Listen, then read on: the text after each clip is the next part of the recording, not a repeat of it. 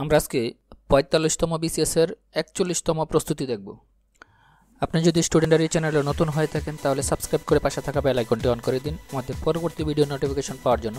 আর যদি already subscribe করে থাকেন তাহলে আপনাকে ধন্যবাদ। জলবায়ু পরিবর্তন মোকাবিলায় গ্রিন ক্লাইমেট ফান্ড বিশ্বের দরিদ্র দেশগুলোর জন্য কি পরিমাণ অর্থ মঞ্জুর করেছে?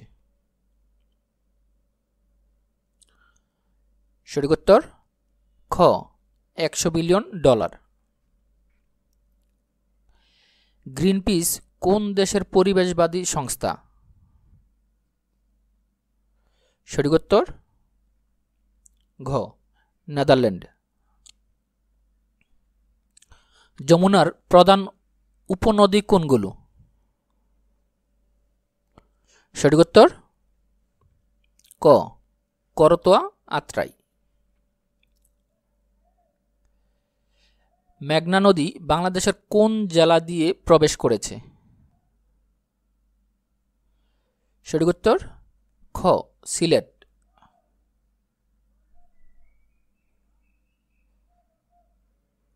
SMGO হচ্ছে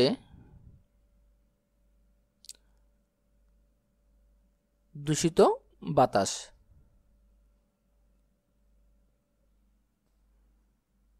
ইরাটম কি? সঠিক উত্তর ঘ উন্নত জাতের ধান। ফারাক্কাবাদ চালু হয় কত সালে? সঠিক উত্তর খ ১৯৭৫ সালে। টাইগার পয়েন্ট কোথায় অবস্থিত? সঠিক উত্তর খ সুন্দরবন। WRI কি? সঠিক উত্তর গ বন সম্পর্কিত প্রতিষ্ঠান।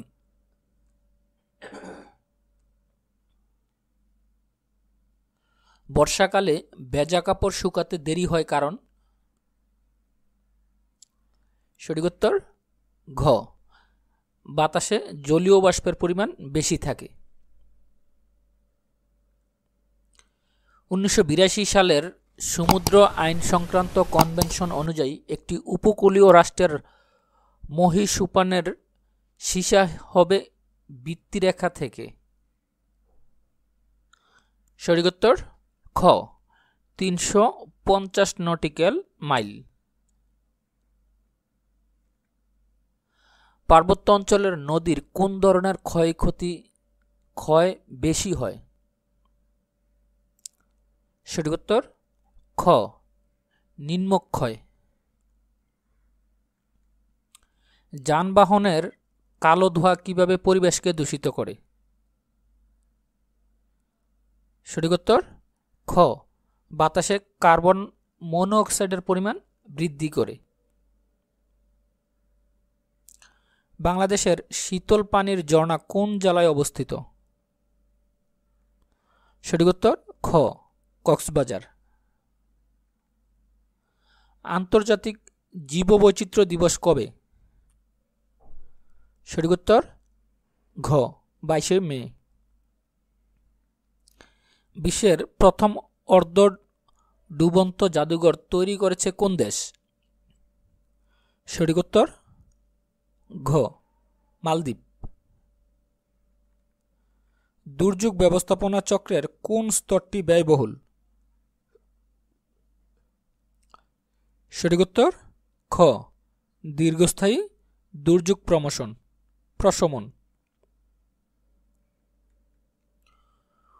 রুটির জুড়ি বলা হয়? সঠিক উত্তর ক প্রেইরি অঞ্চলকে। পৃথিবীর আকার ও আয়তন সম্পর্কীয় বিদ্যা কি? সঠিক উত্তর ঘ জিওডেসি।